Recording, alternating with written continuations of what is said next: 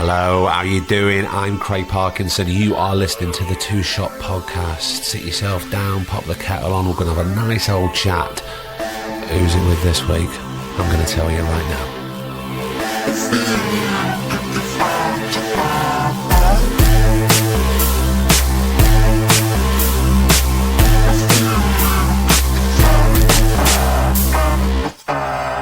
How the devil are you? I've been saying that now for 100 episodes. Can you believe it? This is episode 100 of the Two Shot Podcast. And, I tried to record this intro yesterday, and it took me about 45 minutes, and it still wasn't right, because I like to always try and just do it in one take. But I was overwhelmed. I couldn't get my words out, which friends of mine who really know me will be laughing, because usually they can never shut me up. And I'm here, I'm in Manchester, which is very apt to record this intro, because over 2 years ago, that's where I first met Griff, and we met in the Britain's Protection pub in Manchester, and we sat down. It was the first time we'd met, and we spoke about what we wanted the podcast to be, or rather, more importantly, what we didn't want the podcast to be. And since then, it's grown, and it's morphed into what it is now.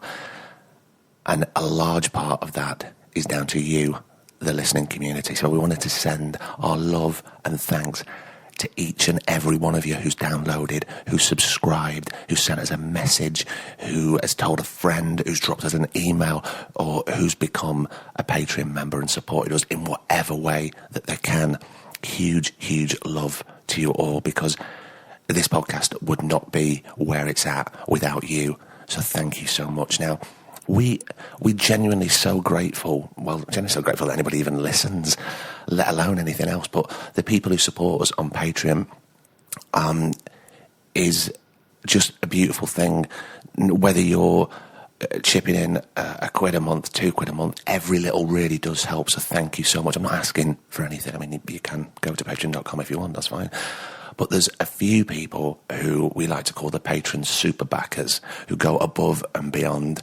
And get your ears ready, because I wanted to do a nice shout out to the very lovely Andy Nyman, Dancia King, Daniel Farday, Dave Fink, Dion Brown, Ella Murphy, Emma Hobson, Erica Mackay, Fiona Fisher, Georgina Tripp, Heather Weir, James Boardley, Joe Freeman, Big John Griffin, Karen Burns, Kaylee McCants, Layla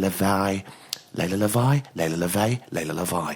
Either way, thank you so much.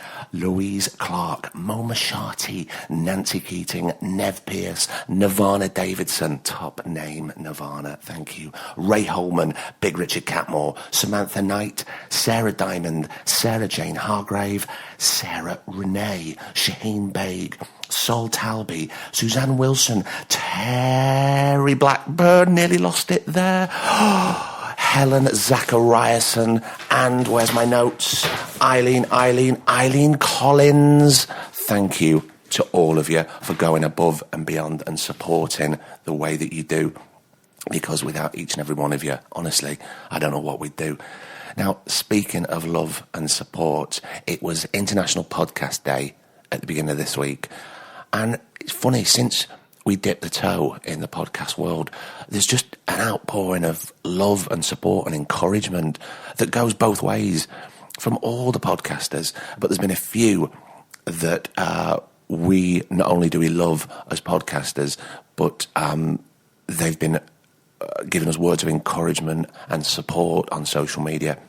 So I wanted to shout out Elizabeth Day. Thank you. The WTAF boys, Scroobius Pip, Stu Whiffin, the Pod Bible fellas, Skip to the End, and the Cinemile. Not only are they great podcasts, but they're great supporters. And the encouragement that they've given us since day one is so grateful. And it's a lovely, lovely community to be in. If you ever want to start a podcast, just do it, and there'll be lots of people there to support you and give you words of encouragement all along the way. Now, I know this is very long, but it is episode 100. We are going to get to this episode very, very shortly. Bear with. But don't fast forward, because right now we've had some lovely, lovely episode 100 messages from a few people who I think you might know.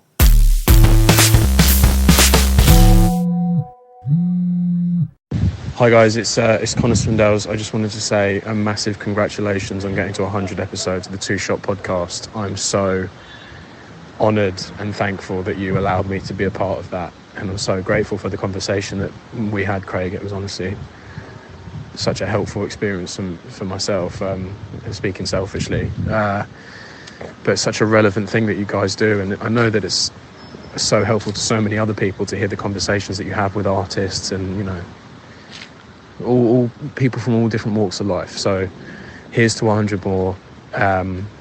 Congratulations, guys, again. Honestly, that's amazing. Hey, Craig, it's Chris Hawkins from Six Music. Congratulations on reaching the big 100. I think this is the first series you've done for ages where you haven't been killed off, so it must be good. Hello, I'm Amanda Abington. For those of you who don't know who I am, I'm an actor. I do the acting. And I'm just making this little message to all of you to say how wonderful the Two Shot podcast is. I was very fortunate enough to be invited on a couple of years ago by my delectable friend Craig Parkinson, and it's one of the most interesting and enjoyable things I've ever done. Craig is a master at getting things out of people and talking, and it was thoroughly enjoyable, and it's the 100th episode celebration. So I'm telling you all, lovely listeners, if you haven't listened to the Two Shot podcast, please get on it. It has some wonderful, talented, inspiring, amazing people on it, and me. And it's organised by Craig Parkinson, who's my mate.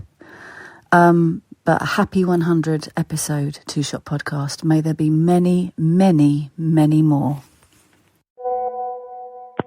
Craig, this is Andy Nyman, and I just want to say Mazel Tov on 100 episodes of your superb Two Shot podcast. I absolutely adore it. I always listen to it. It offers such great comfort, support and insight. Bless you for doing it, mate, and here's to the next 100. All right, Craig, how the devil are you? Carl Pilkington here. Well done, 100 shows. It's not bad, is it? Thanks for having me on. Something that I meant to ask you when we did it, was that music track you've got by Then Thickens. What is it they sing? It drives me mad. Every time I listen to your show, you have that like... I'd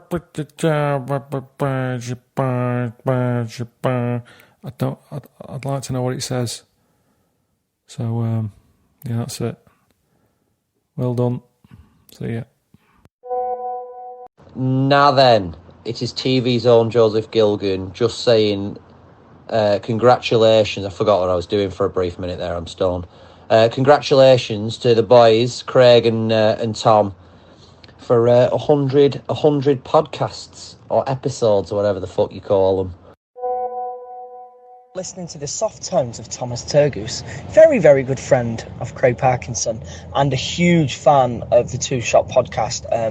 Now I know it's the 100th episode, which is a great milestone for such a wonderful podcast. One that inspired me myself to host my own podcast. And yeah, I mean, the thing that makes it great is Craig and Griff. They work tirelessly, and Craig's just such a good listener, and which is why it's got such a deservedly big fan base. Yeah. Hello, it's Maya Sonder here, and I just wanted to say congratulations for your 100th episode. What an amazing achievement, and it just keeps getting better and better, and I'm still listening. Good luck, and please keep going. Hello, this is Kevin Bishop, wishing Craig and Griff a massive, massive congratulatory slap on the back for reaching 100 episodes of the Two Shot podcast. It's my favourite podcast because I get to hear friends I've known for years and years and people that I just think are brilliant, and I get to hear an honest account of how this industry makes them feel and how they've used their experience to get through it. It's a really useful tool for anybody who wants to pick up inside info and really get some truth about what this business is about, because it isn't easy. A lot of people think it is. It's hard work, and I think that that's reflected in every single episode of Two Shot Pod. So congratulations, lads. You are the best.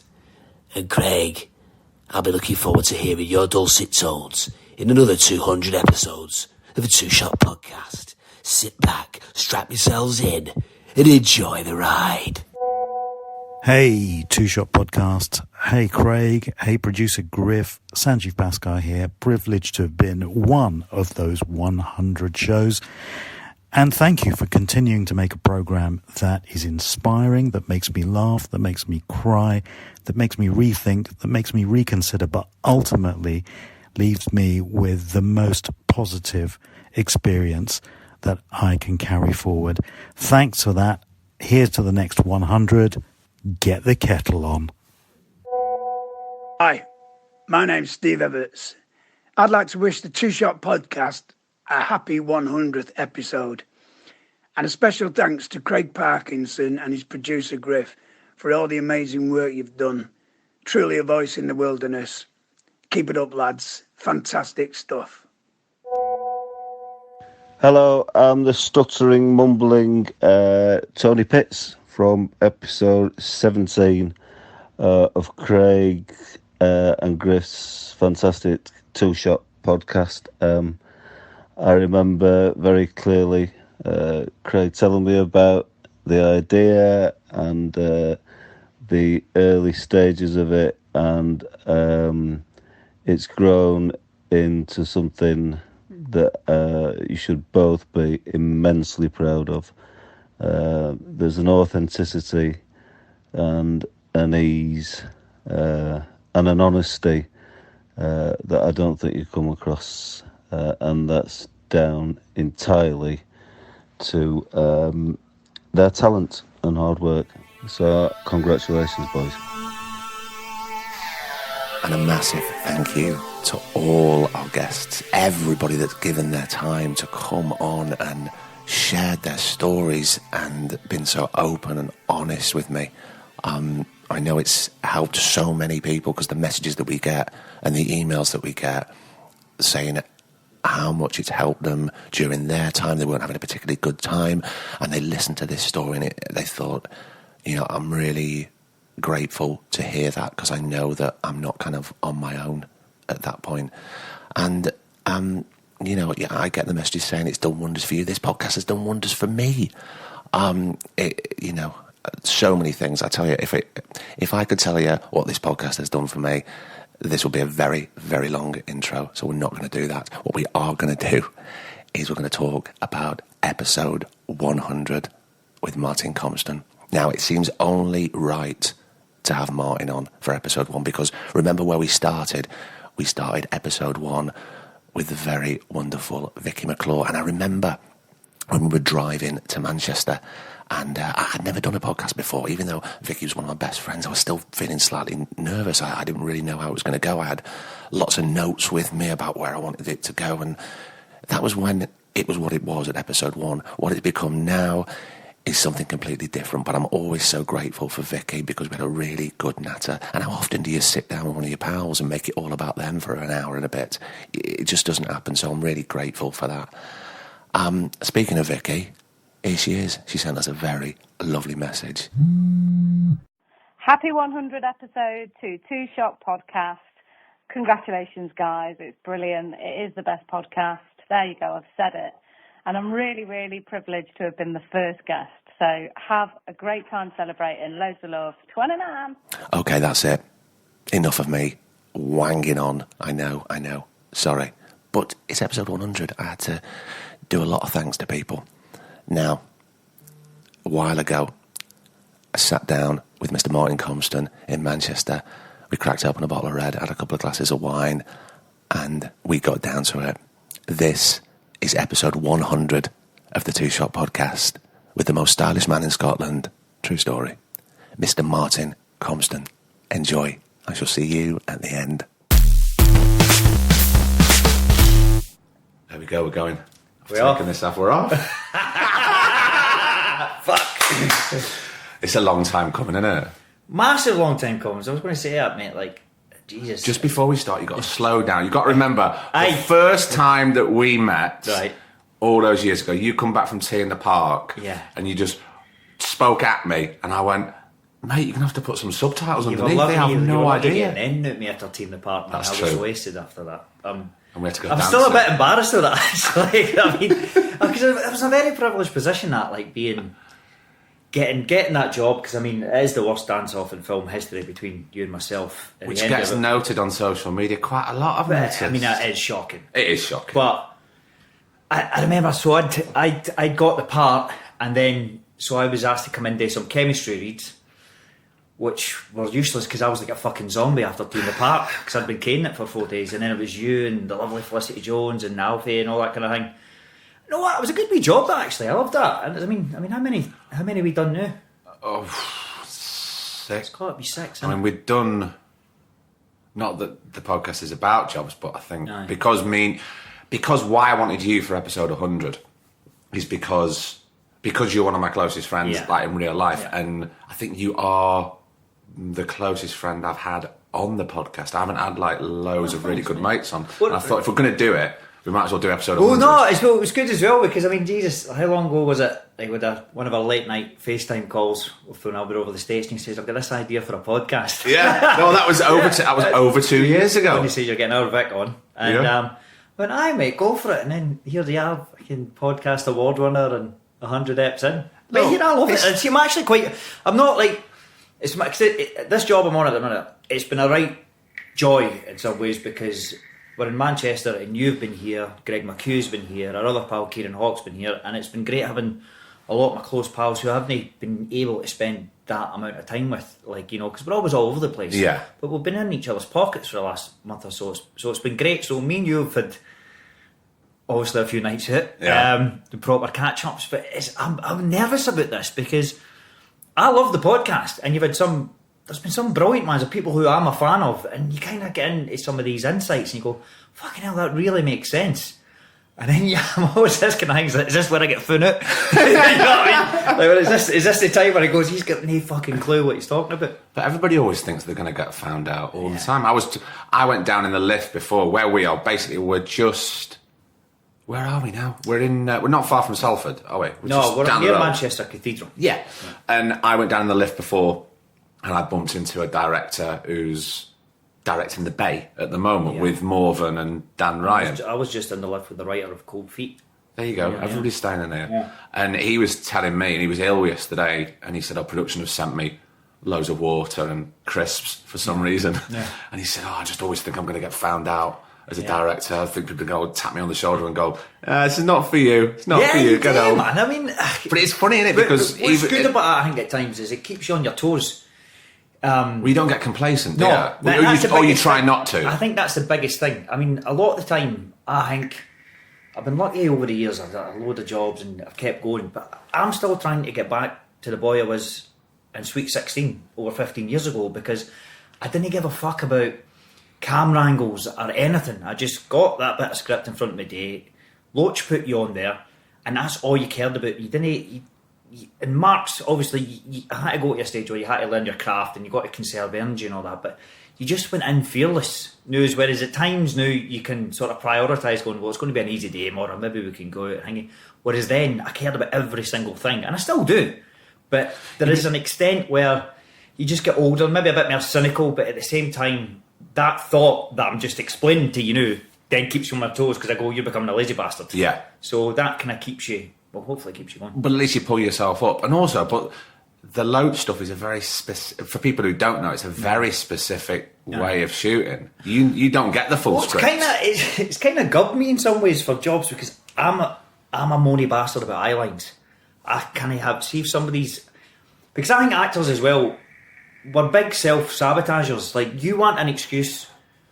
So especially if there's something like you've really got to commit to, right, and you've got a fear about committing to a scene because you go, right, this is a great bit of writing, I'm right across a brilliant actor, everything's geared up to nail it. The only thing that's going to fuck it up is you fucking it up. Yeah, so you give yourself a hard time. So you want, but no, you give yourself an excuse because you go, you fucking moved over there in the deep background. He moved. That's why it's not that I'm not good. It's that, so I need to get rid of everything. So Any distractions. just so I've got no excuses for myself. But that comes from, with the way Loach works, you shoot everything in order, which is obviously a joy for us because you're living the story. Which very rarely happens. Very rarely happens, which I think should happen more. I think some people... In fact, it's only happened once for me and you. Which was... On our second or third film. Oh, yeah. Because we were all set. We were in it was basically one studio, wasn't it? Yeah. So that was, we could afford that luxury, but that never happens. But it is a massive luxury, that, because you know exactly where you're at, you know exactly where you're going. Loach, nobody's ever in your eye lines, nobody calls action. It's just the most sort of everything's geared towards getting the best performance out of you. So I kind of went on to other jobs with these sort of that standard in my head. Like, I thought, this is what everybody... And then you go on to other jobs, and obviously he's got his team around him and they've got a specific way of working.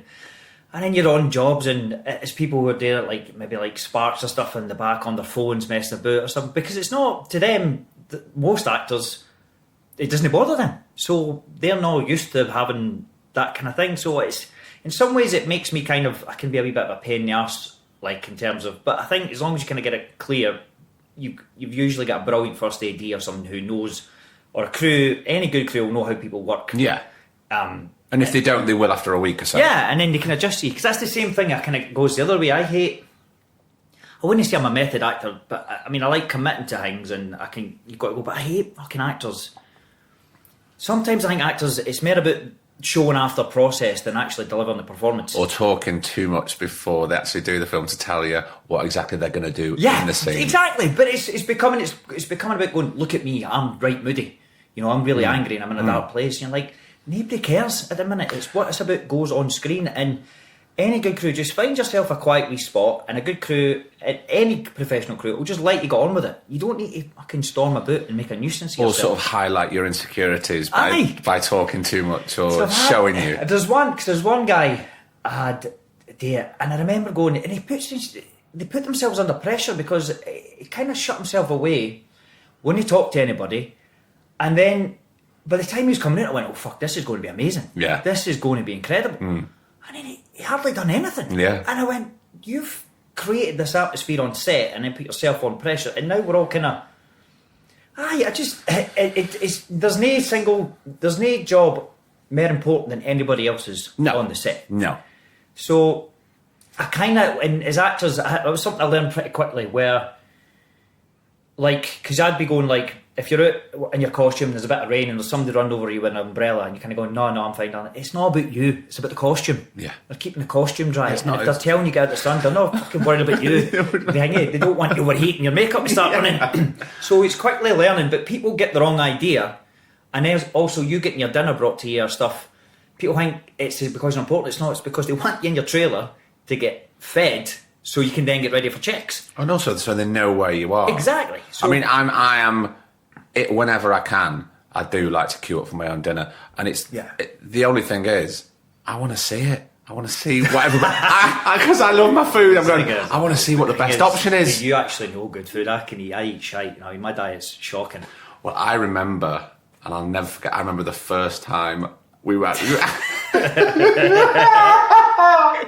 Is this fucking Stoke? Yeah! So we were doing Soul Boy, and it was the worst. It was, look, bless the caterers, I'm really sorry, but it was terrible food. It was either spag bol or vegetarian spag bol, chili or veg chili. Every day of the week, it was awful. So I went to Sainsbury's, didn't I? And I said, what I'm going to do is I'm going to get a nice fresh roast chicken, a big old baguette, we'll get some like salad leaves and all that. And I was making you this hot chicken sandwich, wasn't I? And I put this stuff on. No, I knew what it was. I'd never tried it before. No, but you went. You said. When I tasted it. You said. You said, what is that? And you went, it's really nice. What is that? And I went, it's mayonnaise. I kind of liked it. You know, I was younger. So I think I wasn't far out of Green up for then. And I had the funny one. I was up at my pal's. I was up at Gordon Smart's who's for Tina Park a couple of years ago, and it came out that I'd never cracked an egg before. and I was nearly 30, and the whole place was just total in shock. But I've never felt the need to crack an egg. I threw a couple when I was younger. I never cracked one. And it's just like, I got my first job really when I was 17, and I was kind of living in hotels and on sets and that from then. And then you're in London in flat shares, so we were out all the time. Yeah, of course. I'm lucky with my missus, she's an incredible cook, but to this day, if I'm not with her, my diet is terrible. Or if you're not filming with me. Yeah, exactly. But it's... I can I'm in a bit of fucking shambles in a minute, actually, because I've took a pretty hefty whack to the ribs, and I like my food in terms of... It might be crap food, but I like eating it, and I like a drink. But fortunately, most of the time, I like working out. So, I work out probably 6 times a week. Yeah. But if I can't work out with the ribs, you can feel it. And unfortunately, in our job, which is something, because even guys get it, and Richard Madden spoke about this, and I'm glad that you kind of feel under pressure to look a certain way. You really do. Do you feel that? Oh, absolutely. Absolutely. But now also things as well, like with fucking social media and all that now, people are on you about everything, you know what I mean? It's like fucking how you look, I remember... It was one series I done, and my fucking eyebrows were getting caned, absolutely caned. And I remember going, and it was at one point, because that was one of the points actually when I stopped reading reviews, because it was the first series of Line of Duty, and that was it was the best job we've all ever had together. It was such a laugh. But it was an important job in my career. I felt I'd never be trusted to lead a BBC primetime show. And you've got amazing actors in Lenny and Vicky and you and Neil and Adrian and all that. But all that police jargon, it's so well written, but pulling that off with the accent. And then saying, going toe-to-toe with somebody like Lenny James, which I'm doing that whole thing, but doing that with the added fucking element of an accent is terrifying. Yeah. And so you do that, and then you kind of go, the show comes out, and you start reading it, you go, fucking, yeah, the show's going well, oh, Lenny James is this, Vicky's this, Martin Compston's eyebrows, and you kind of go, oh, fucking, first time, actually, I do have terrible eyebrows, fair play. But then week 2, week 3, you're kind of going... Well, like, can we stop with this now? Yeah, well, it's just, like, your job's a critic, like, and I've worked my arse off for fucking 4 months. Yeah. And that's, you found a wee thing you kind of want, and that's kind of went, well, if that's kind of what people are worried about, what's the point of me worrying? And the show fucking done well, so... But are you good with that, with social media and with criticism? Do you deal with it well? I can, but the thing is, probably how many people have said this on this, you get lovely praise all day, it'll be that one negative thing, and that's the thing that sticks in your head, and Twitter really should have a fucking breathalyzer. Because at night, you know what I mean? If I could get that on my phone, to like after 2 drinks, you cannot go on social media, because that's when you get yourself in trouble, and that's when you rise to it. But I don't. Everybody usually, I kind of get it a lot in Scotland. There's a big thing with obviously I'm kind of well-known Celtic fan, and there's a lot of football banter and stuff with Celtic and Rangers fans, and it kind of gets a bit religious, and that can get a bit heavy at times. But I'm quite thick-skinned. Yeah, like I'm all right with it. But yeah, I think again probably older. Because a while ago, I deleted Facebook, and I was like. It's been I have not missed it one bit, because the thing is with the other ones, with Twitter and Instagram and stuff for us, it is good for work, and also with Twitter, I think what is good with it is if something's come out about you but it's false, you can easily respond really quickly, so it's good for that. But it can get a bit. Do you think it's essential for work now? Because I know it's there's so many people who do what we do who aren't on it at all for various reasons, and I kind of get it. I do understand. It can be a laugh, but to be honest, what it would be good for, and it is good for, is if it's horrible to say, but if you're getting any sort of freebies, you know what I mean, the social media becomes a big thing into it. And it is good to sort of promote a bit of work and stuff, just talk about it, what's coming out, and also it's really nice. After you get a reaction to something, if it's good, to just let people know thank you for watching it. Well, exactly. The amount of people that we try and respond to everybody on social media who talks about the episodes of the podcast, and it's like, well, in a way, it saves them dropping an email or anything. They can just do it. It's become, the modern day fan letter, hasn't it? As well, especially something like Line of Duty. I don't think we'd be as big as we are without social media. I think the word of mouth that spread after the first couple of series kept the sort of momentum going before it went on to BBC One, and then then it kind of got big on terms of being a primetime Sunday night show, but it was definitely a massive thing in social media. Like, it was huge for us. It really caught fire Yeah. in Series 2. And I remember when Series 1 came out, and I remember the first time I heard your voice on the radio. It's when they started doing the trailers on the radio for the first time. There was you and there was Lenny and there was me.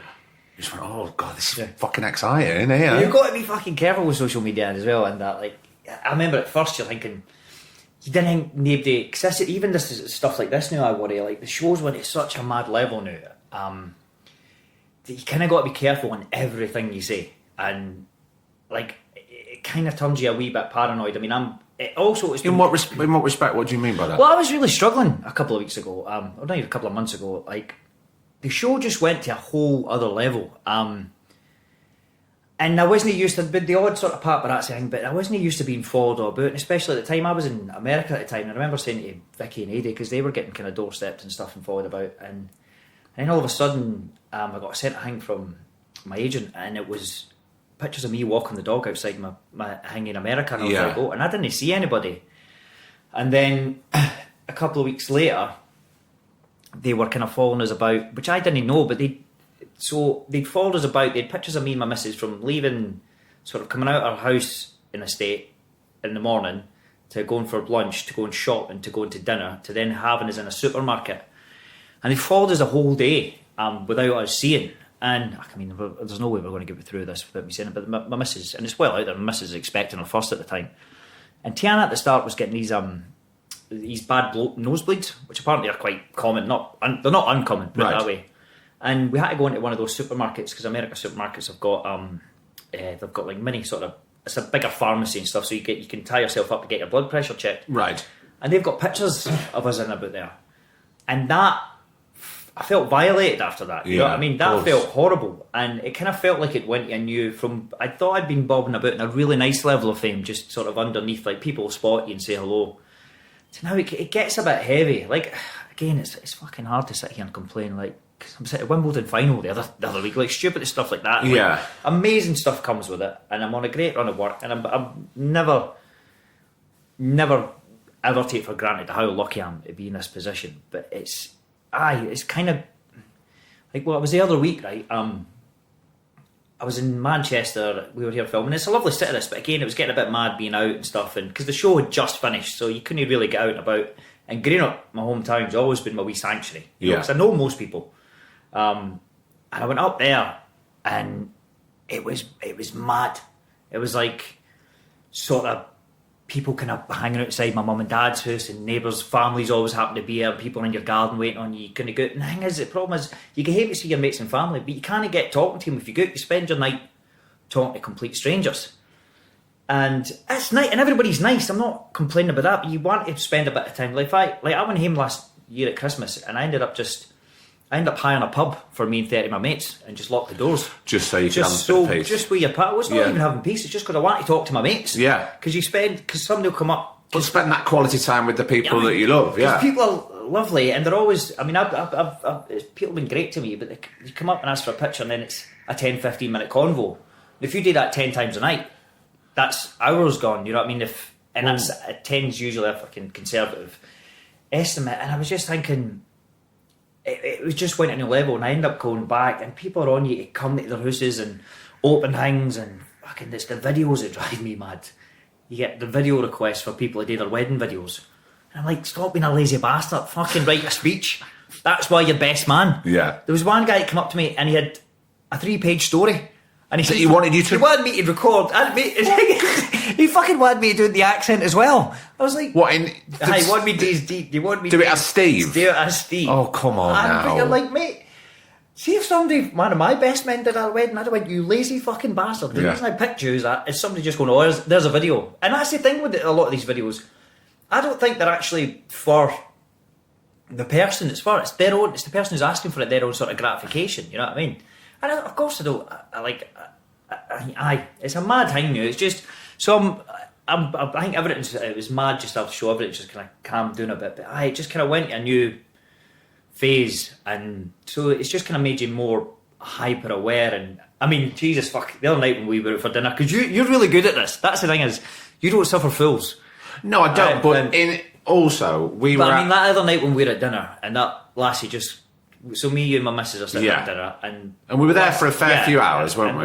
And the guys, and then there's the other side. Those lovely guys wrote that lovely note, had a bit of a laugh, come up, they had a drink, and then the other night the lassie just sort of bowls in, drops down a dessert, and starts going, "Eat that" to us, and I kind of, and you know me, I just smile away and go, yeah, I'll try that, and you just go, excuse me, you're interrupting, like.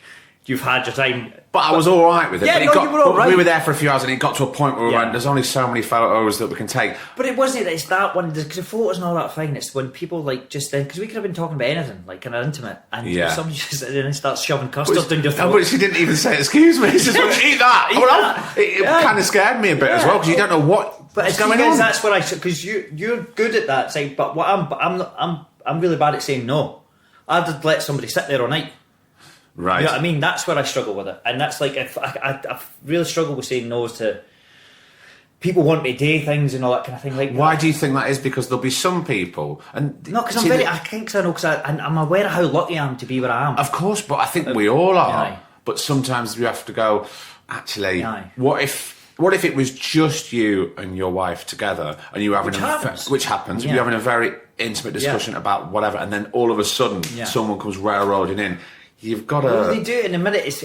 And I've maybe got a wee bit better just because obviously because the wife's pregnant and I get a bit like... Very protective. I'm kind of like people kind of... Especially now, so I don't like going out in crowds now because it gets... And it's not fair on her when... And I mean, she's a saint with it. I mean, she deals with it brilliantly, a lot of it. No, she does. Because people can be quite forceful. I hear I sound like I'm a wee moany bastard. But I mean, no, not at all. But also there'd be people listening to this and...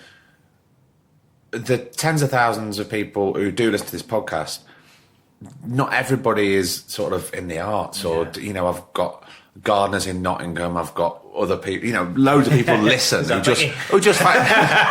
No, it's Vicky's friend.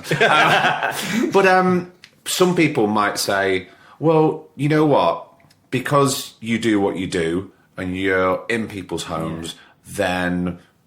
That's part and parcel of it, that you have to deal with that.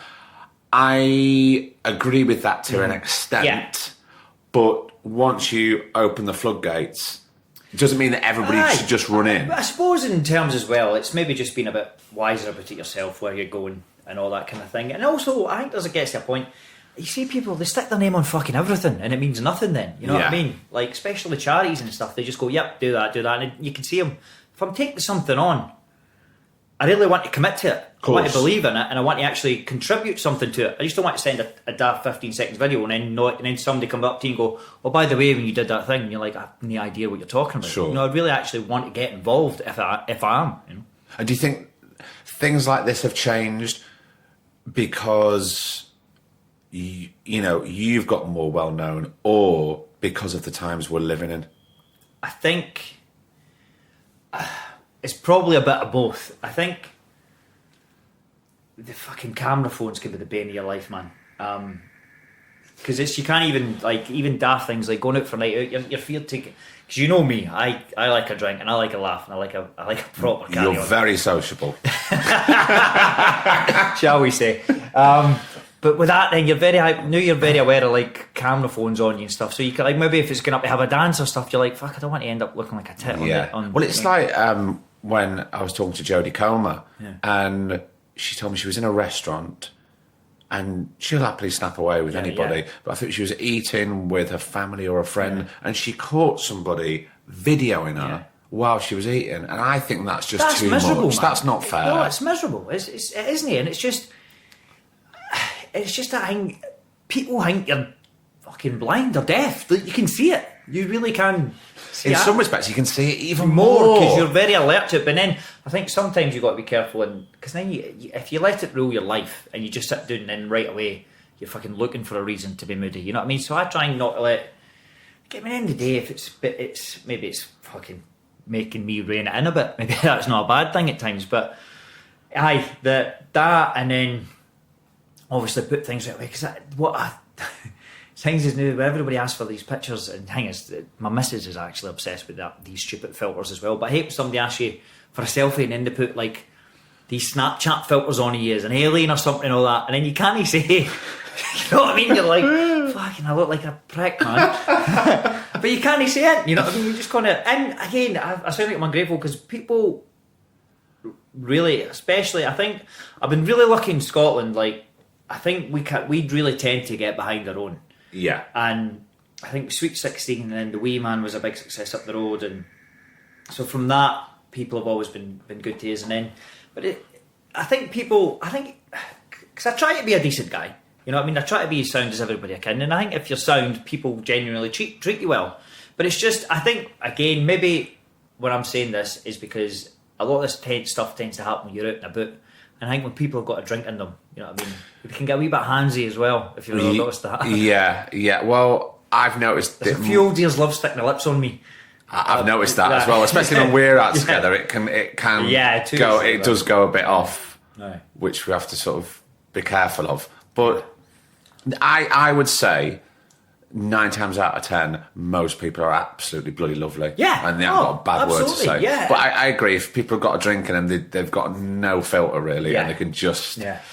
I've got to tell you the life story as well. It's fucking mad. What? They've got to tell you the life story. Oh, yeah, of course.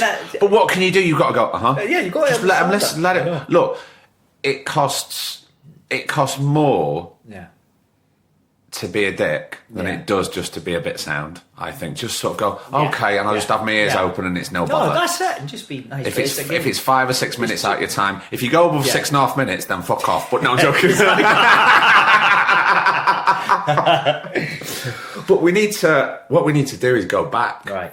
We need to go back to Green. So we're on about a tangent. I know, that's what it does. This is the podcast. But we need to go back because it was never acting, really. Was it? Well, I mean, I say never. No, yeah, but there was nothing. There was certain things that were more important. Yeah, sometimes. I mean, it probably coming for Greenock or for being working class. You know, I mean, not acting wasn't something you can consider a serious career, but always loved films and always loved writing and stories and all that kind of thing. But no, football was sort of my first love, and but it was a mad thing. You could probably sound like a dick for saying this because I always thought I was going to do something. I didn't know what, but I think every kid feels like that. So I don't think that's a mad thing to say. I think everybody thinks they're going to go out in the world at some point and try something, whatever it may be. Yeah, of course. And my English teacher always wanted me to be the dame and the panto, but you'd get the shit kicked out of you. So it was not something. Did you turn it down? What? Did you turn it down? Of course I did, several times. Well, but I was a dame once. I can see you being a fucking dame. I was a cross between, and I quote, Bet Lynch and Lily Savage.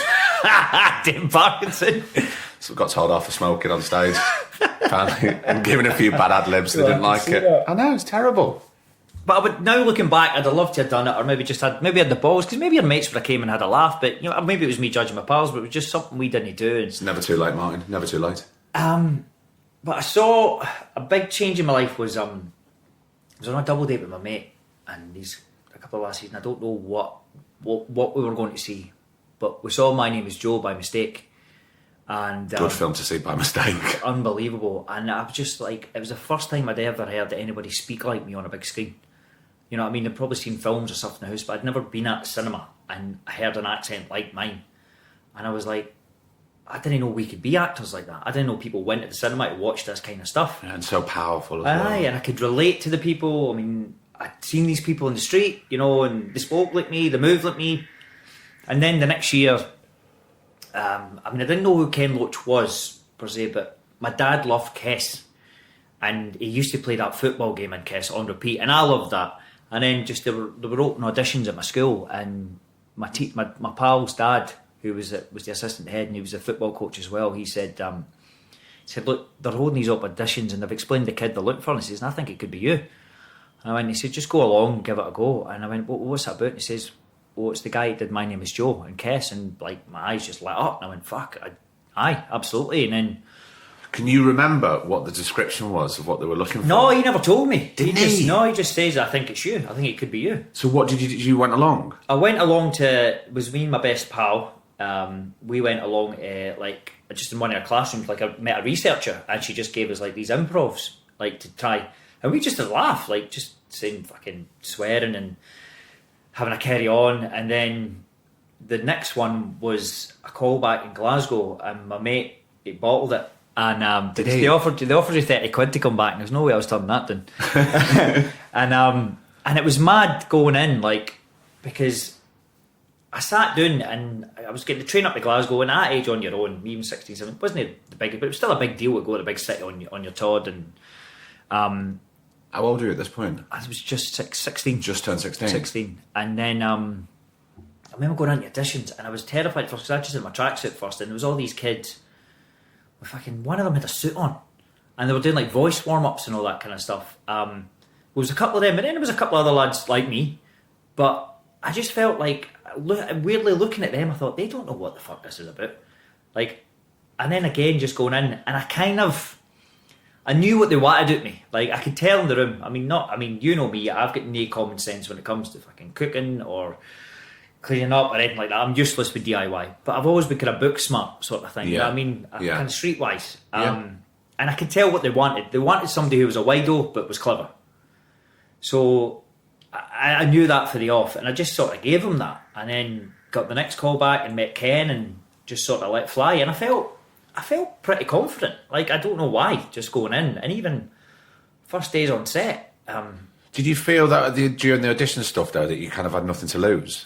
Aye, because they were talking about stuff I kind of knew about.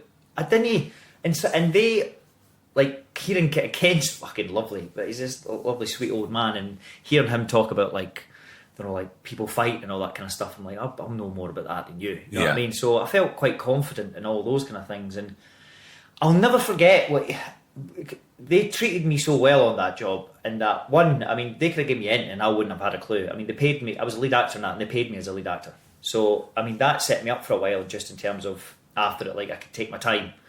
But also, the amount of stuff I tried on that job that I wouldn't try now, and the amount of stuff I told Ken what I thought was wrong, and he just knew, looking back, I cannot believe a director of his experience would be listening to me and changing scenes. Like what? What do you mean?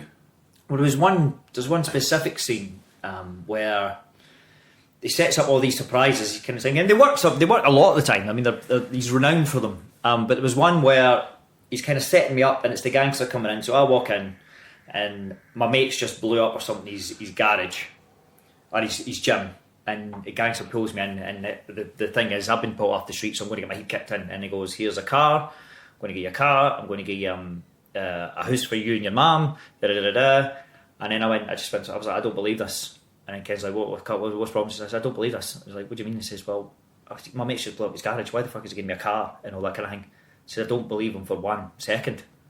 And he went, all right, stop. Because that wasn't, because I wasn't in the script, my lines. Yeah. And then he went, right, go again and just tell him you don't believe him. And then he went, and then so we went again, and I went, why are you doing this? And then he went, I want you to do your mate. And that was like, boom. So I knew there was something coming. Yeah. You know what I mean? But for the fact to let him he did that stuff all the time, just going, let me go, you know what I mean? Just let me try it. And I'll be forever grateful for him for that. And he always said something that stuck with me as because he did it first, he encouraged me to, like, follow football. He says, because he says, look, there's a lot of, he says, such a tough business acting. He says, you've got the talent, but football's your first love. And he says, you can have all the talent in the world in this job, but if somebody doesn't give you the chance, then you could struggle. He said something as well that always stuck with me. He said, energy is something, whatever it may be in the scene, it communicates through the screen. If you're enjoying yourself, the audience will be enjoying themselves. Now, that means you could be in a depressed scene, but if you're into it and you're going for it, then the audience are with you. And they'll buy into it. Yeah, and that's something that I always try and kind of keep with me when I'm doing any sort of job. Just bring fucking energy and enthusiasm to it. And if it's, I've been guilty of doing some fucking shite films in the past. I mean, Jesus Christ, if you've got a film called, not many people got Strippers versus Werewolves on their fucking CV, and before you ask, I was a werewolf. And I've seen it. I say I've seen it. I seen half of it. At the time, I thought, I'm going to give this. You're going to go for it. I'm in it. And that was something I was guilty of when I was younger as well, but because I couldn't get my head around turning down work, because I'm like, I'm an actor. People are offering me a job to act. Why would I turn down money to be on when I can be on set doing it? And also, why I'd rather be on set trying to make something that's shite better and meeting people than sitting in the house doing fuck all, brooding. So, but that is a big part of because there is maybe other people would maybe look in a sort of mercenary way, but for me it wasn't about that. It was about going to work. I love, see all the stuff that comes with it. We are lucky, we get all these free and stuff, but I fucking love my job. I love being on set.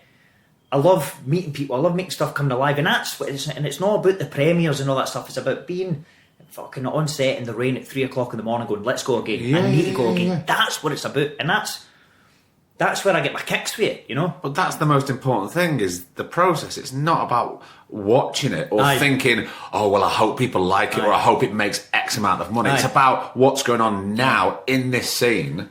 And hopefully we've done this script, this. And it's keeping it and keeping yourself...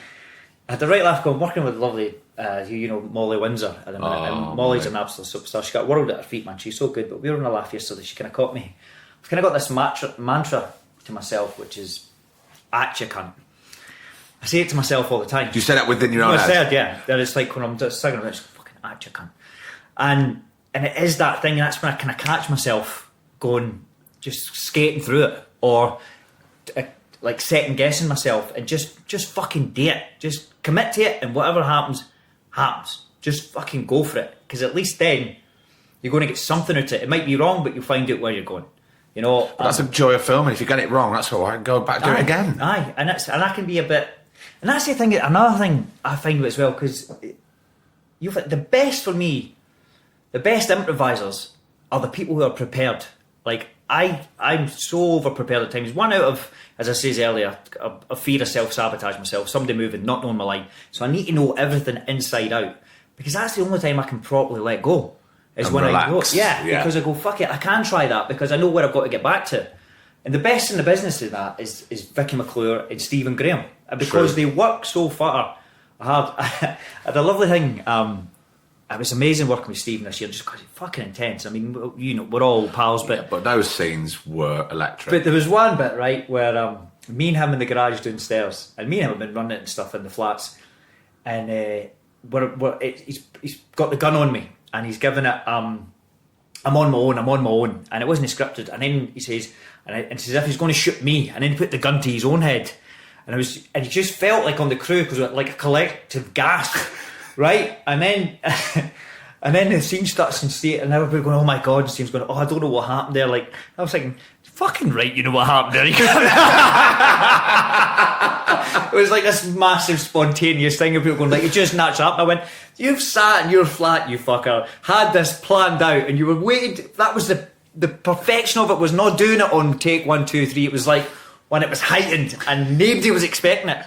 And maybe I'm wrong, maybe I'm being a bit cynical, but I tend to think Stevie is one of the cleverest and most talented people I know. And there's no fucking way, like, he didn't have that in the mind that was happening at some point. And it was oof when it happened. But I mean, that's the greatest improvisations in my head are all planned out. But that's the thing, but it's like, sometimes you get what you're given, and sometimes maybe you saw something and you went, oh, I know what I'm going to do now. Yeah.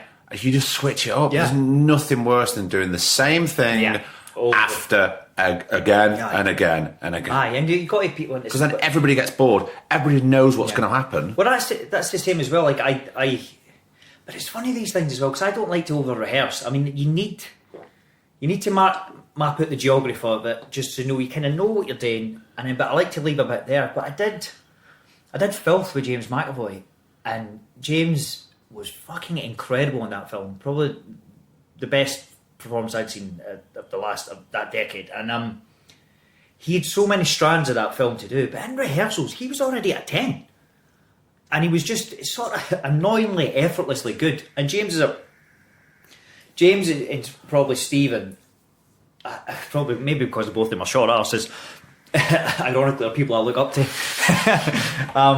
But like, just the way they carry themselves, they're good guys, got on with it, keep their head down, don't want to be there, but just bring it every day at work. And you're only better with better actors around you. That's true. Because you've got to up your game, yeah. You know? And I love that tension of coming on set going, and like, you can't be fucking about today, wee man. You need to be in there, you've got to be on this accent's got to be perfect, because if your accent's not great going up against Stephen Graham, then you're in fucking trouble. Yeah.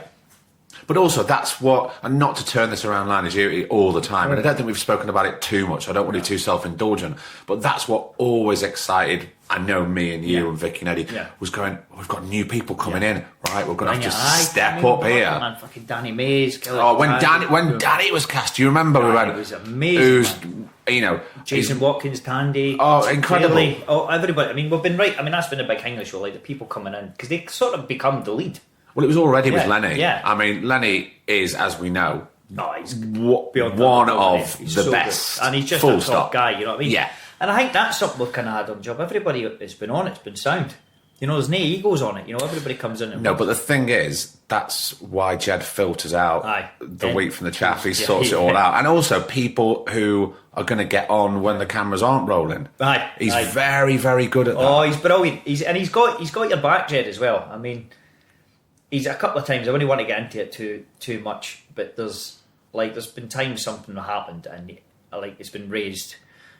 People haven't been and it's been sorted. Immediately. With the least bit of dramatic. Yes, and it's done. And it's done. And we move on. Aye. People will be asking what that is now. Don't matter, you don't need to know. Could have all been different if they'd chosen a new Steve Arnott.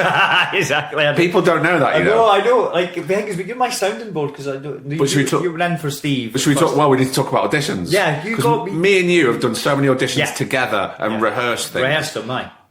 But a big one for us was when we both got the Line of Duty scripts. Because I'll let you tell. No, well, because you were a big. I mean, I've not got many regrets in my career, but I've got fucking sleepless nights at times about. I was doing our pal Kieran Hawks' film with Neil Maskell, Piggy, and it was quite an intense film with Paul Anderson from Peaky Blinders, and really intense film. And I don't when I'm on a job, I don't read another book or get into a series because I can get quite obsessed with stuff, and I just like to focus.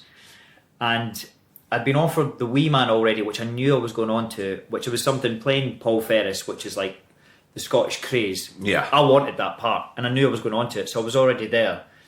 My head was already there once I finished that. And then the Line of Duty audition come in, and I was like, I'm not sure. And then you phoned me and you said, I'm going for it. You said, this is the best scripts I've ever read for TV. This is the best I've ever read. And I went, fuck. And it was the only script for months that had finished episode 1. Yeah. Had a massive intake of breath and reached for series 2 straight away and went, what the fuck? So when you said that to me, I went, right, I better get the finger out and go down. And I was really lucky with it in that I was doing, because I stay an accent when I do a job, and I was doing a London accent, a bit more Cockney. So when I come in, the accent wasn't an issue. So me and you ran it. I went in and we're in the pub next door, weren't we? You were on the Dot Cotton at first. What was it? What? You were Dot Cotton at first. What was it? There was another soap fucking thing, was it? No, because we both had to audition for Steve Arnott. Yeah. Which is bizarre. Yeah, I know. Thinking of it at the time. But when you got Dot, was it another soap? No, it was never called Dot Cotton. He was called Babs Windsor. Babs Windsor. Babs would have been fucking class. But I remember, because we both auditioned, you were in first and then I went in, didn't I? Yeah, you were fucked then, weren't you? What? You were fucked then, weren't you? Fucked then. Well, obviously. I was just not short enough. But then I found out, I remember we both got the call the next day, didn't we? Yeah. And I went, I don't even know what this part is. So I had to go back and look. And I went, oh no, this is really interesting. And then you were swaying a bit, going maybe no, and I said you need it. Yeah, no. because then Jed was it was the big twist was coming. But I didn't know about that, and there'll be spoilers here. Yeah. But I didn't know. But I thought, well, you're doing it. Yeah. The script's amazing. Vicky was doing it. Yeah. Lenny was doing it, and that's all I knew at that point. I didn't even know AD or Neil was doing it. Morrissey was in. Or the Morrissey. It is episode 100. Myself and Martin Compston in Manchester having a little glass of wine. Cheers. Cheers, Sláinte, brother. Sláinte. So where are we? Auditions. How are you in auditions? Because there's been many times when I've met you and we've run things before as pals, do you know what I mean? And not been up against each other. That's the only time we've been up against each other. But how do you feel going in it?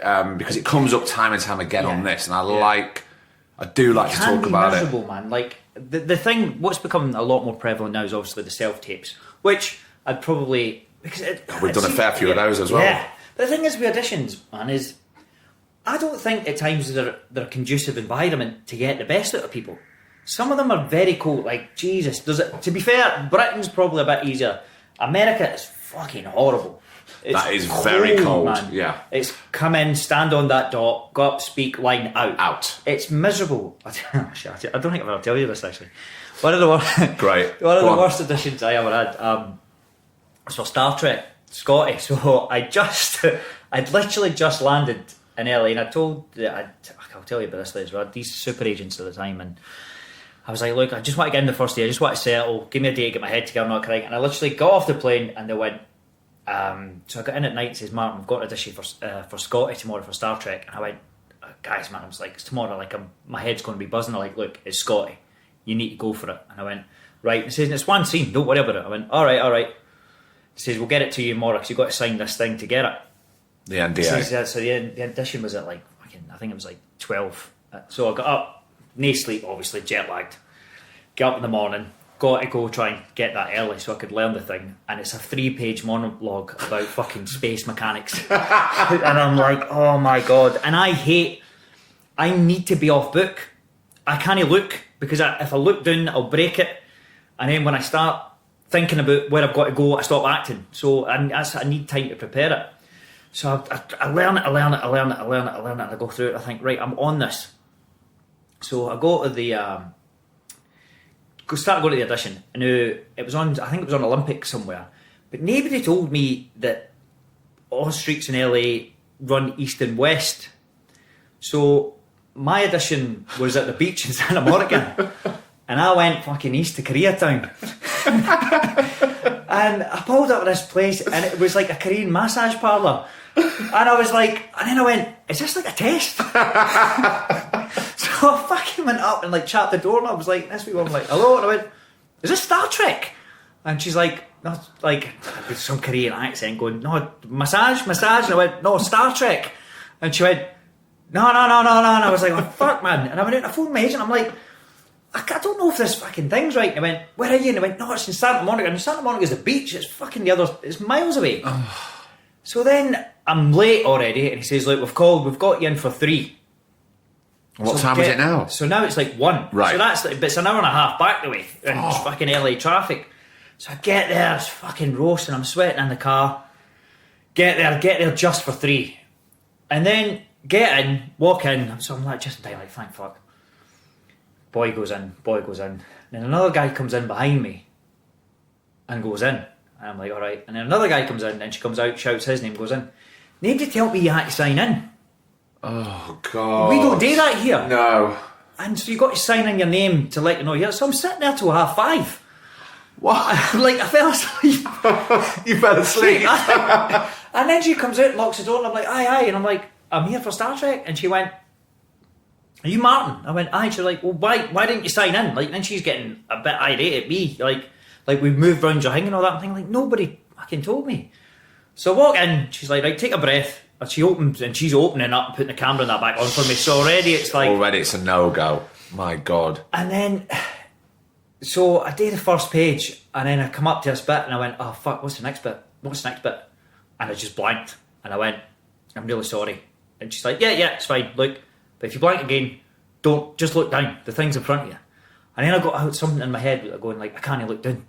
So I go through again, this bit's coming.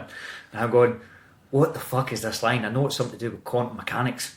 Oh, fuck, look. And then I couldn't find it on the page. And then I went, oh no. And she went, I say it again, Martin, just look at it. And then I went again, obviously fucking blanked again.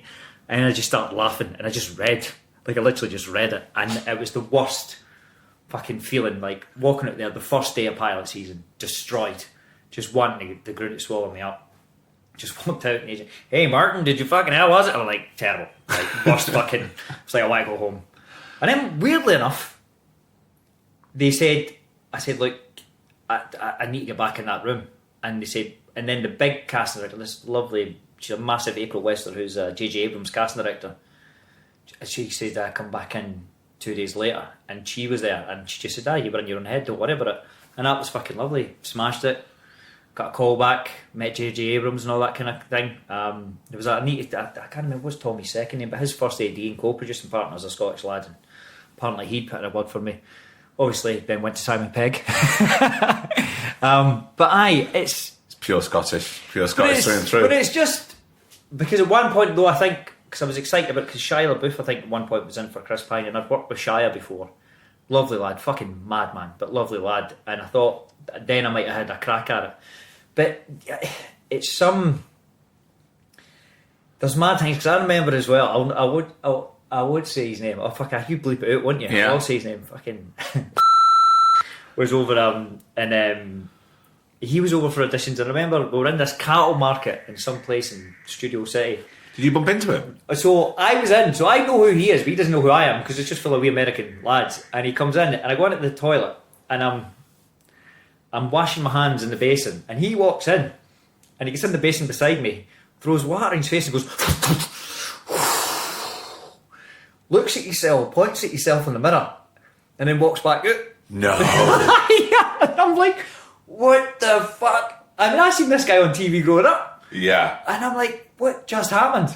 And he just fucking walks back out the room. So, I mean, obviously, people have got different processes, you know what I mean? Maybe that's what we need to start Maybe that's what I should have done. But I find them, where I really struggle with them is, so I'm not good at accents, and I'm not saying that flippantly, but that makes me good because I fucking work my arse off. Yeah, but the thing is, no, they're not. They don't come as naturally to you. But you work your arse off, and also I've known you throughout various jobs. You stay in the accent, even if we're going out to dinner in the evening. I mean, I know after a couple of these, a couple of drinks, it comes out, but you won't be in character, but you'll stay the accent. Yeah. But I can't do limericks. People who can just do Australian accent or fucking Irish accent in jokes, I can't do that. So I hate when you get a phone call. I remember I got one phone call saying, "Can you come in tomorrow and do a Newfoundland accent?" Which is that mad place off like the side of Canada. Yeah. And I looked it up, and it's like part Irish, part Canadian. I mean, that takes studying.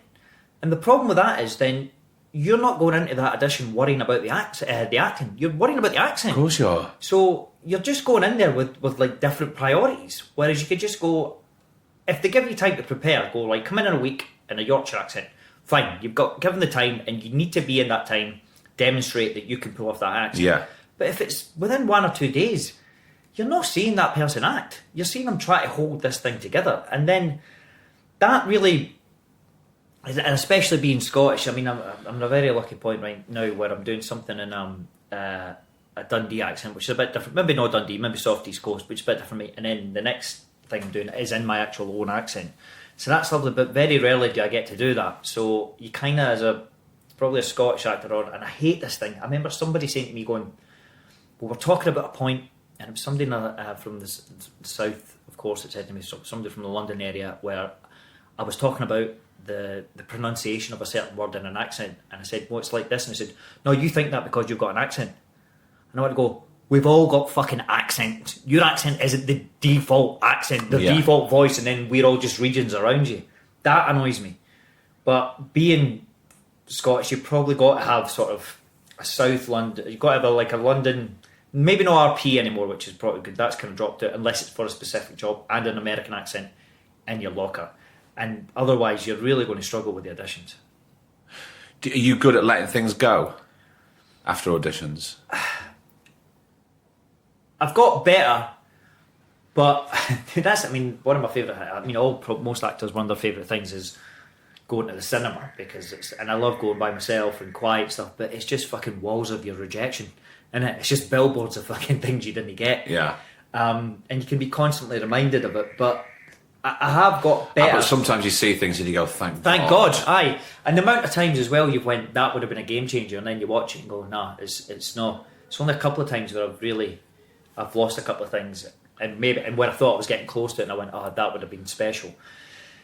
I feel it easier to, if I've given it everything and they've gave me the best chance to do everything, I actually feel it easier to let go then, bizarrely. Like, even if I've got close to it, but I've done everything I could, I can let it go. If I've made an arse of it, then that stings. Well, that's difficult, because you know then that the lasting impression that you leave in the room is that you've kind of fucked it, and it's your fault. Yeah. That is our fault. Oh, absolutely. Because whatever happened, we weren't prepared enough for. I'd sooner not. You're like me. I'd sooner not go in if I'm not going to do it to the best of my ability. Yeah, and it's sometimes I want to go as well, like because you don't get the time. I just want to go. Just the way we do when we actually do a job. You go. You have just a run through the lines. Let's have a reading of the lines and just say it. I'd love to go in and just do that, and then you go, right, I've said it once, because the first time you're just going, fuck, just remember this. You know what I mean? And you're not worried so much about the acting because you just want to get through it. Whereas if you could just say it and then go, right, now I'm going to let fly and just go for it. And then you've got this flip kind of thing where maybe the American system would work better because, say it's especially something quite emotional. Yeah. It's mad when you come into your room and go, right, Martin, how's it going? Da da da da da. Lovely to see you. I loved you in that. By the way, do you remember you met Thingy? Laugh, laugh, laugh. Go. Yeah. That's hard, and you go, fuck. Whereas when you were coming in the door, you were good to go. But I've not got to that level where I feel probably confident enough to say, I'm still that, I've got a thing to say no, where I could just walk in and go, look, can we just get on with this? I'm still going to be the guy who goes, yeah, let's have a chat. And I know. But there's another... I know one actor who did this thing in America, and we were kind of doing the rounds at the same thing. And I was in after him something. I was saying that, and I was kind of struggling and stuff. And he said he does this thing. He walks in, and he said, I walked in. He said, it works sometimes and it work doesn't. So they start talking, and he went, whoa, nope. I'm going to walk to the back of the room, and I'm going to get ready. And when I put my hand up, I'm ready. I know, and I was like, that's a bold move. Ballsy move. And then, also could be a dick move. Yeah, as well. Very dick move. Very dick move. I went in after him and they were like, oh my God, we love him. You just can't control him. We love that energy. And I'm like, that's the fucking... No, it's a bad thing, but it's... Sometimes they love... I've had a couple of directors speak about some actors and go, we just love him. We can't fucking tame him. And I'm like, so acting like a dick on set gets you ahead? Or acting like a dick in auditions? No. I mean, I don't think so, because... You're trying to take on somebody else's personality. If it's not in you, then right. No, I'm not saying it works for me. No, I know you're not. Yeah. But if that specific person, it sounds quite tricksy to me. It doesn't sound like that person is a the only dick. thing I got out of what I was saying was them being confident to take control in the room, going, "This is my moment," sort of thing.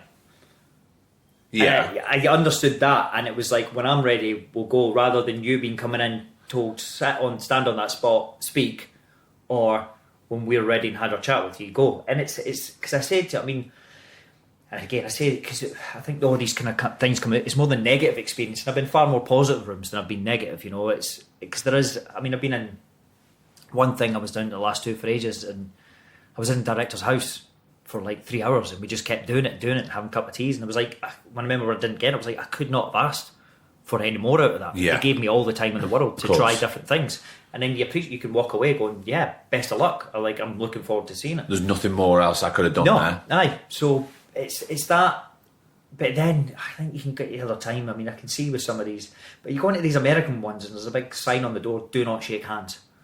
Really? Yeah. But then somebody, you think, they must see like 100 fucking people a day. I know, but there's a big pot of hand sanitizer Yeah, absolutely. there. But that's their thing. Don't shake hands, don't sort of cross the line. All right, fine.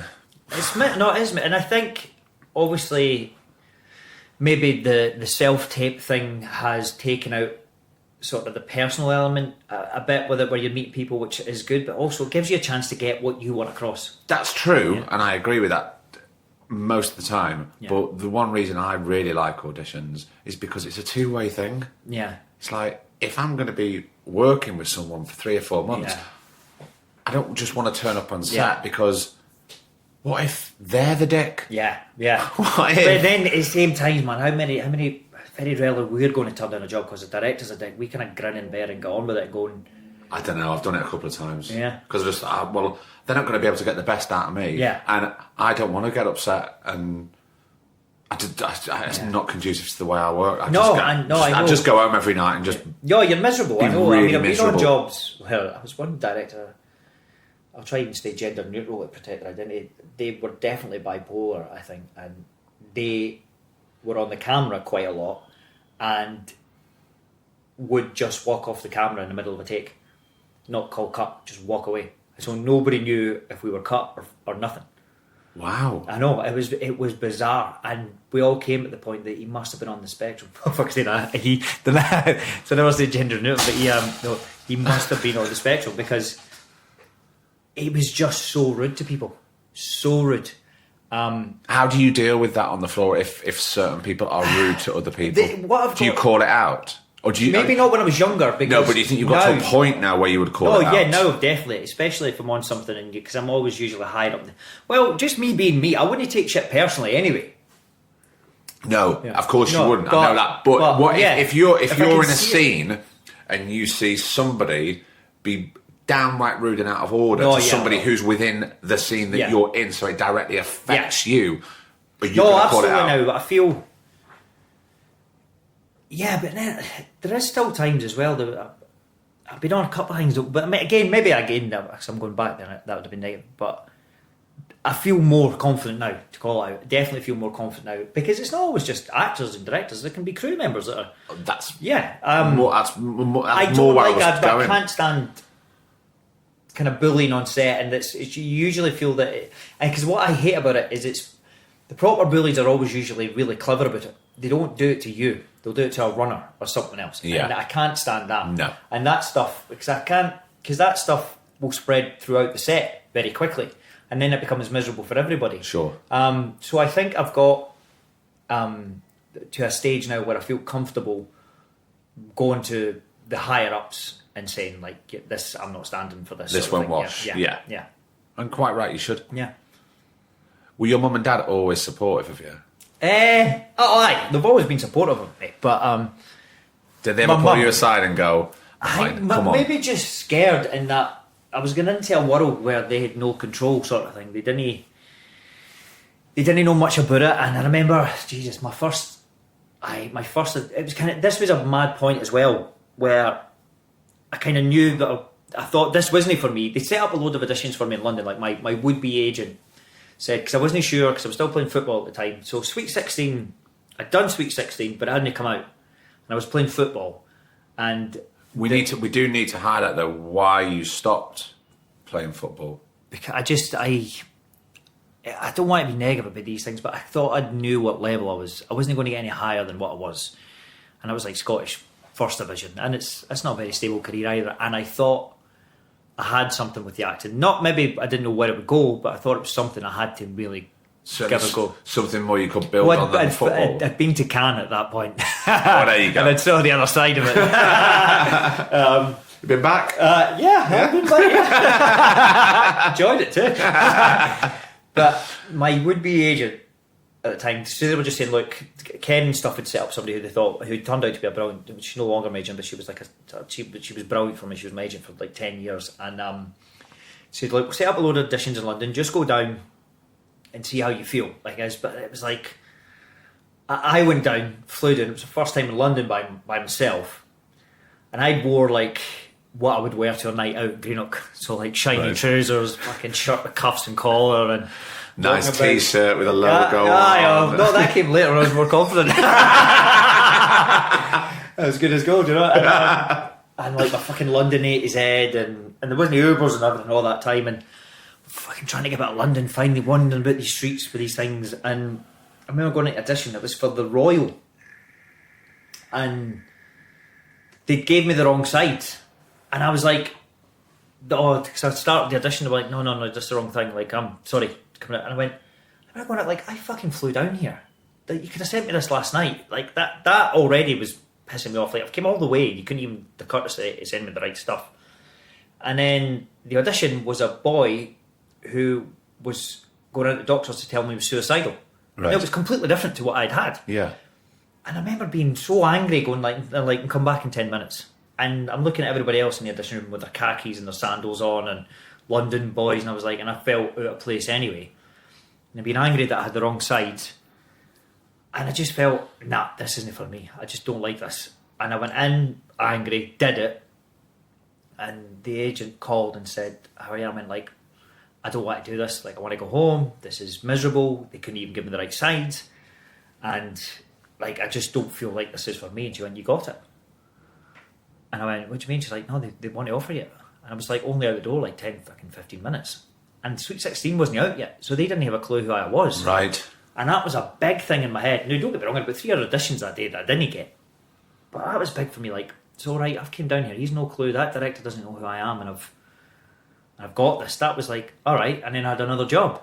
And then you kind of go get another one and kind of go to it. And there's been some times, again, even in that, where I've thought, this, again, fuck it. There was one night, I did Casualty, man, in Bristol, and I was going along, so that was still quite young, and I was in my head. I was like, right, I'm going to be a bit method, and so I was in for something. I think it was suicidal, and that was a part in here in that as well. I can't remember what it was, but I was to get tasered or something. Like, I got out of bed to fight somebody tasers me, but obviously the taser's not working. But I was like, yeah, mate, just give me a jab, will you? Like, so I've got something to react to, like a jab. Like, not knowing that then wee metal kind of fucking points that the taser comes out. So he's jabbing, I went, oh, that's a puncture. But then in my head I was like, oh, I've committed to that, I can't say no. Yeah. So I'm just getting jabbed and punctured all day. And then I go to lunch. Now, all the stuff I'd done up to that point was films or like TV on location. So I'd never been in like a canteen. So I got with my cup and the guy goes like, where's your tokens? I was like, what tokens? And he went, well, you need your tokens, like, to pay for the food. I'm like, well, I've not got any. And I went, well, you're not getting any food then. So, and I was too scared to ask anybody. So I was sitting there, starving, no food, and I get back in, and then my dressing room, air quotes, good for a podcast to see, was an overflow costume room. So right. Just a rail of jackets on a coat and a couch. Yeah. And I was on one half of this tiny couch, and on the other half was this older actor who was playing somebody who was just passing away. So this guy would think he's in his 70s or 80s. He's fell asleep on top of me. And they forgot I'm in. He fell asleep on top of you? On top of me, because we're sharing this one couch in this tiny room. And he's like drooling down my shoulder. And I'm fucking starving, stabbed to bits from this taser. I was like, I just want to fucking go, man. You know what I mean? And I was like, what am I doing? I'm from Greenock. I could have been playing football, or I could have been fucking, I don't know. I was starting to be an accountant. I was like, what are you doing? But then there's flip sides. I met some lovely people on that job, some lovely actors who kind of like saw I was maybe a wee bit down and like I was struggling, and they kind of took me under their wing, and that ended up a great experience in the end. But it was just like that. There's days where you're like, what the fuck am I doing? I still get that. You still get that now? Yeah, but in good ways and bad ways. Yeah. Like, you walk on set going, what am I doing? This is amazing, this is incredible. Like, I'm running about playing cops and robbers, this is the dream, and get paid for it. And then there's other times like, why am I fucking standing in the middle of the night in Bolton, fucking freezing my tits off? You know what I mean? But again, that's the moments where you dig and go, you flip on it.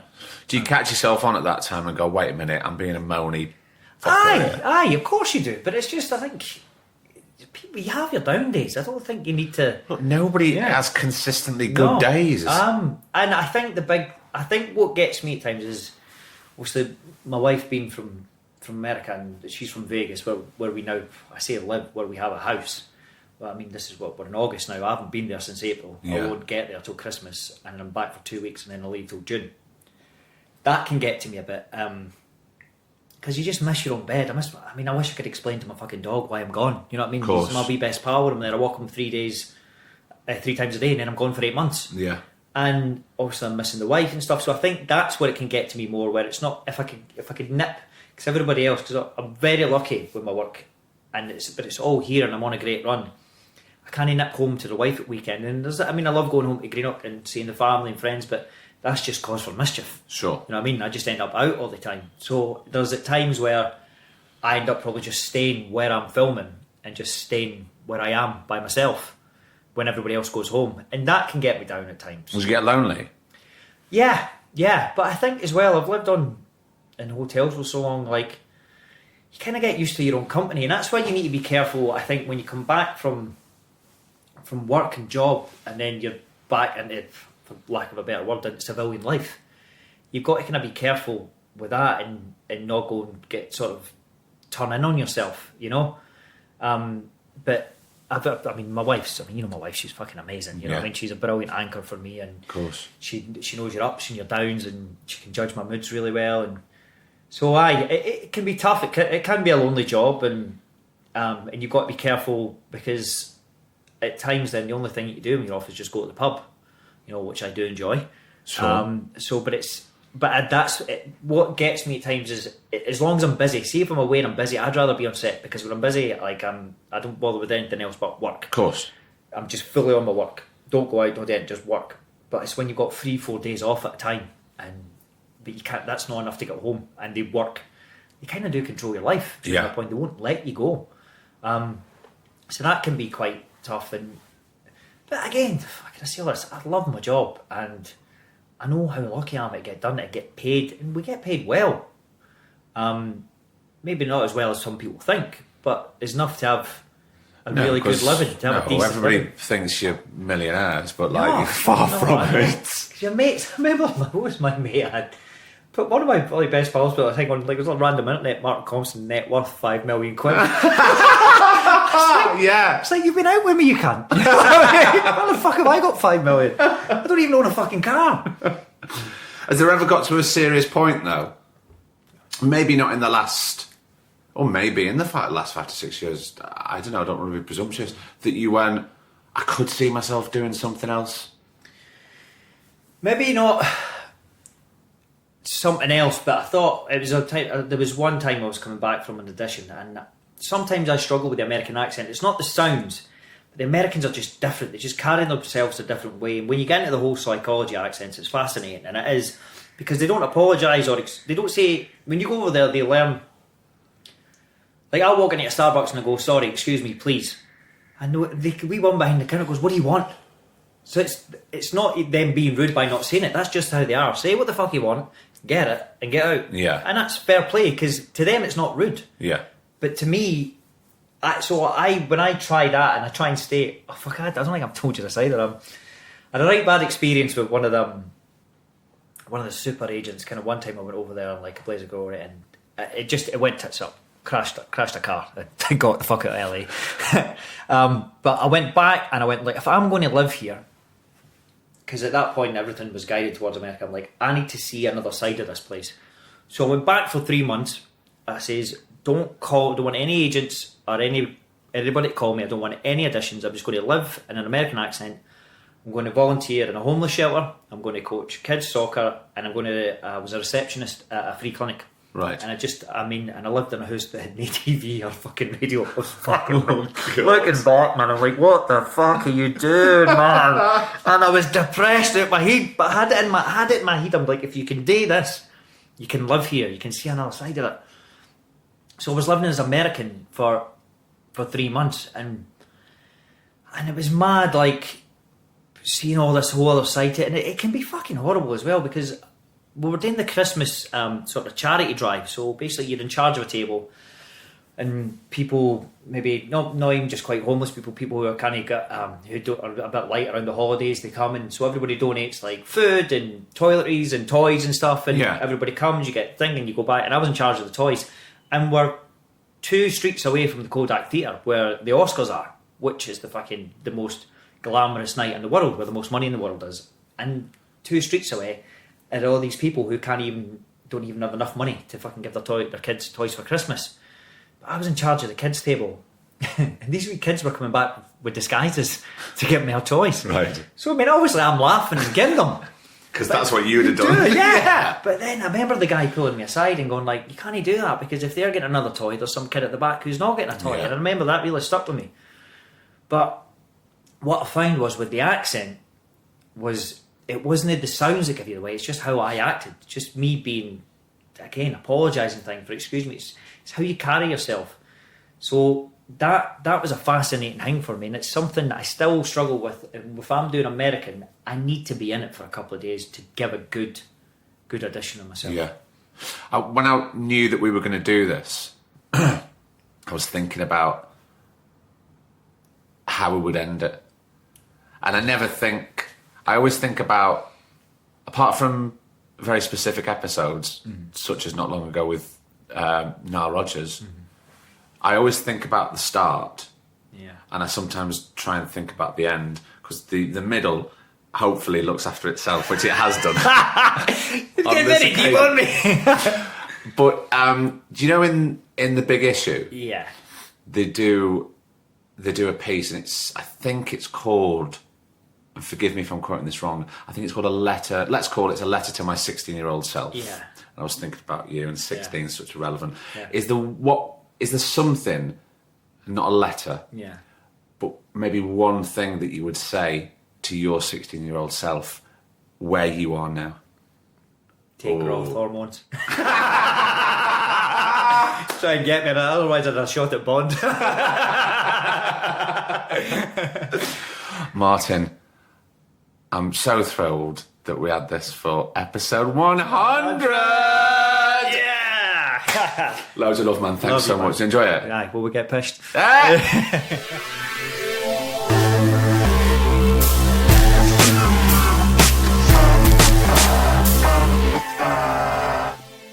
And another episode is done. Now, I'm going to keep this very short and sweet because, as we all know, that intro was very long. But hey, look, it's a special episode, special intro, special episode. Look, thank you all so much. And thank you to Martin for coming on. At long last, we did it. And it couldn't have gone any better. And it couldn't have been placed any better. So look, go. Have a fantastic week. Stay safe, stay sound, and we shall see you next week for episode, I can't believe I'm saying this, episode 101 of the Two Shot Podcast. Take care. Lots of love.